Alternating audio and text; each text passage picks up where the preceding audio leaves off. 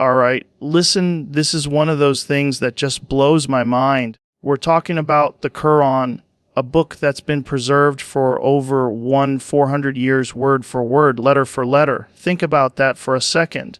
In a world where people can't even keep their New Year's resolutions for 2 weeks, somehow an entire civilization has held onto this text perfectly, without distortion, across continents, cultures, and centuries. And here's the crazy part scholars will tell you: if you pick up a Qur'an in Pakistan, or one in Morocco, or one in the middle of the desert somewhere, it's exactly the same. Like, what?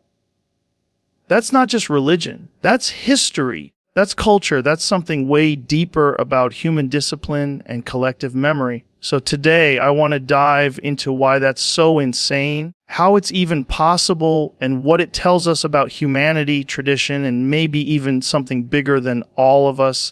You know, when you really stop and think about it, there are things in this world that just make you go, hold on, how is that even possible? And one of the wildest examples of that, at least for me, is the preservation of the Qur'an.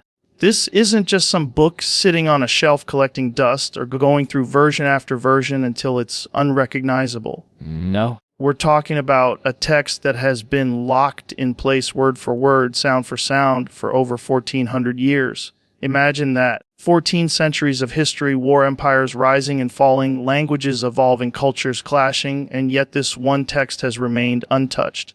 Now, here's the part that really twists your brain. You can go anywhere on the planet, literally anywhere, and if you pick up a Qur'an in, say, Indonesia, and then pick up another one in Africa or one in the Middle East, or even in the West, it's the same. Not just kind of similar, not mostly alike. Exactly the same. Every dot, every stroke, every single letter preserved with laser precision. In a world where people can't even keep a group text organized, you've got this community spanning continents and centuries keeping one book consistent without fail. That's not just impressive, that's almost otherworldly. And what's even crazier is that this preservation didn't just happen by accident. It wasn't like someone threw the book in a vault and locked it up. No, it's been alive in the minds of millions of people, memorized, recited, passed down from generation to generation with an accuracy that doesn't even make sense by today's standards. Think about this in modern times. We rely on hard drives, cloud storage, and backup systems, and even then, data gets corrupted, files get lost. But for over a millennium, human beings, actual people, became the hard drives. Kids as young as 7 or 8 memorizing the entire Qur'an cover to cover, and passing it along perfectly. That's discipline on a scale we don't even have a category for. And it's not just memorization. There are checks and balances in place that make sure this transmission is airtight. Scholars constantly verifying, reciters listening for the slightest slip, entire systems built to make sure nothing changes. It's like this collective effort where millions of people across different lands and languages all lock into the same rhythm, the same words, the same sounds. You don't even see this level of synchronization in science or technology. Even with all our advancements, we can't reproduce that kind of global consistency without error creeping in somewhere. So what does that tell you? It tells you there's something about this book, something about the way it's preserved, that taps into a layer of human capacity we don't usually access. It's not just people preserving a book. It's a book preserving people, shaping entire civilizations, influencing laws, cultures, languages, and personal lives in a way that's constant, unwavering, unstoppable. And the deeper you dig into it, the more you realize you're not just looking at history. You're staring at a phenomenon that refuses to be explained away by coincidence or chance. The thing about the Qur'an that really grabs you is not just that it's preserved, but the way it lives in people. We're talking about a book that doesn't just sit quietly in libraries or exist as some artifact in a museum. It breathes. It's alive in the voices of millions who recite it every single day. When you think about it, that's insane. Most of us can barely memorize a 2-minute speech or remember all the lines of a song without messing up, and yet there are children, teenagers, adults, entire communities who have the entire Qur'an locked into their memory with a precision that doesn't fade. And here's the kicker. It's not just memorized in one country or one language group. It's memorized everywhere. People in Nigeria, in Turkey, in Pakistan, in America, all holding the exact same words in their heads,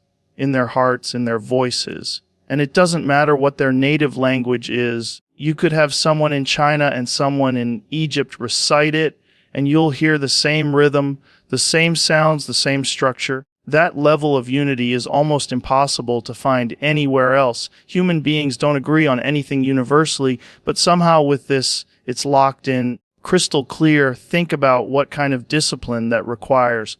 This isn't just casual memorization, it's a lifestyle. People wake up before the sun rises to recite it. They carve out time every single day, balancing it with work, school, family, and still they protect every syllable. And it's not just about individual effort. There's an entire global system where communities check and double check each other. A teacher listens, a student recites, a group corrects, and the cycle continues endlessly. That's a level of collective accountability that's rare in the modern world, where most things are individualistic and temporary. What also blows me away is how the Qur'an is recited.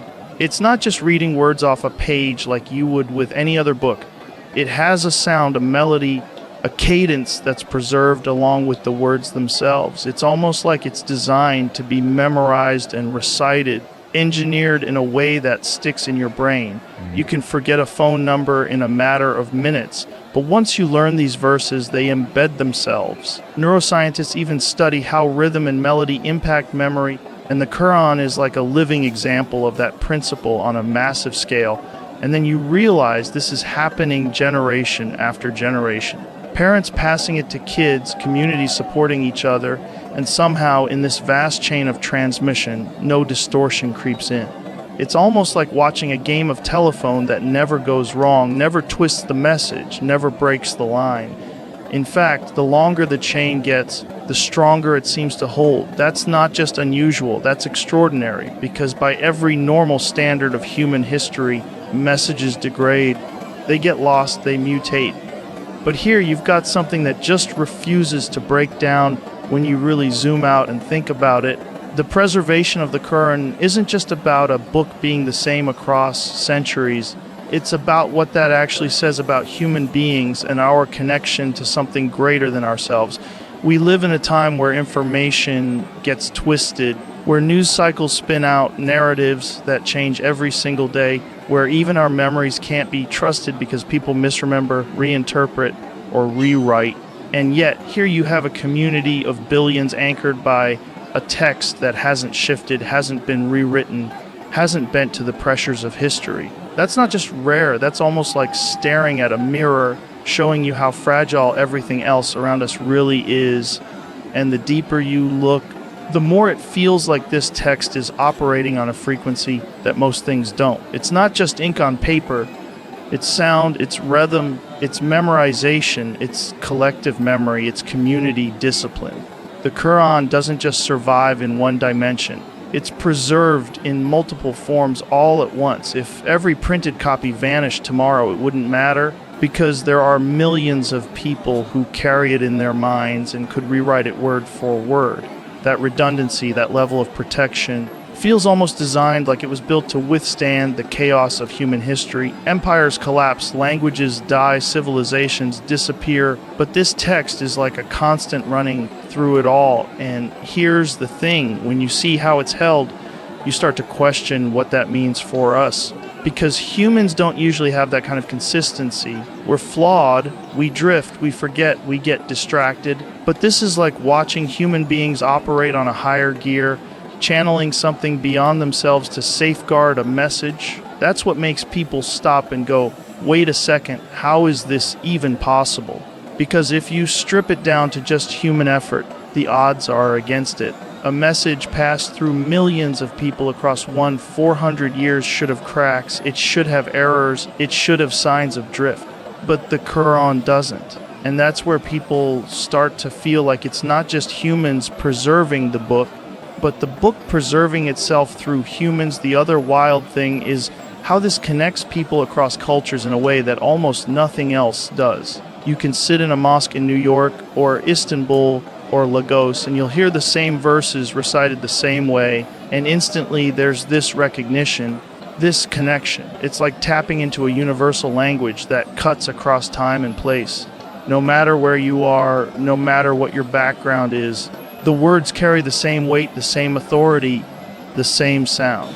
And that creates a sense of unity that's incredibly rare in the human experience. In a fractured world where everything feels divided, politics, identity, ideology, you've got this one text that millions and millions align around without question. And when you realize that, it almost feels like you're not just looking at a religious text, but it's something that functions like a lifeline, like a thread woven through history holding people together. It's discipline, it's devotion, it's memory, it's ritual, and all of it combined creates this phenomenon that stands completely apart from anything else humanity has managed to preserve. What really blows me away when you think about the Qur'an is not only that it's been preserved perfectly, but how that kind of preservation almost forces you to question what reality actually is. Because if you really break it down, human beings are not great at keeping things intact. We lose track of stuff all the time. Entire civilizations disappear and all that's left are ruins and fragments. Languages evolve so fast that if you tried to read English from 800 years ago, it barely looks like the same language. Books get edited, stories get retold, translations shift meaning, and eventually the original form is unrecognizable. That's how history usually works. But here you've got this one text that seems to just push back against that natural decay, as if it refuses to follow the same rules everything else does, and you start to think, what does that say about where this text comes from? Because on the surface, sure, you can say it's because of the discipline of the people who protected it, the teachers and students, the scholars, the endless chain of recitation. But even that discipline has to come from somewhere. What sparks a level of dedication so strong that millions of people across centuries commit to being part of this one mission, to the point where they'll literally devote years of their lives to memorizing a book word for word? That kind of consistency across time, geography, and culture feels less like coincidence and more like design. And when you think about design, that's when things get even more interesting, because the Qur'an isn't just words you read, it's words you hear, words you recite, words you memorize. It's structured in a way that makes it easier to remember, with rhythm, repetition, sound patterns, almost like it's built to lodge itself into the human brain and stay there. Scientists today talk about how rhythm and melody can enhance memory retention, but this was happening over 1,000 years ago with people who didn't have neuroscience labs. It's almost like the text itself carries its own defense mechanism, engineered to survive no matter what environment it's placed in. And then there's the global scale of it all. Think about how hard it is to get a few people to agree on one version of something. Movies get remade, books get edited, even historical documents have multiple versions and floating around. But with the Qur'an, there's just one. And it doesn't matter if you're in a tiny village in Africa or a major city in Europe.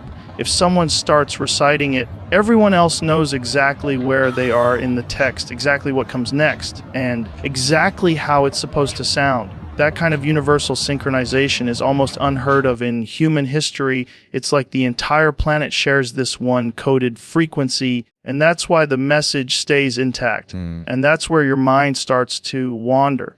Because if this isn't just chance, if this isn't just human effort, then what is it? What force ensures that through wars, colonization, technological revolutions, and the collapse of empires, this one book comes out the other side unchanged? It feels less like humans preserving a text and more like the text is preserving itself, using humans as the vessels to carry it for generation after generation without fail,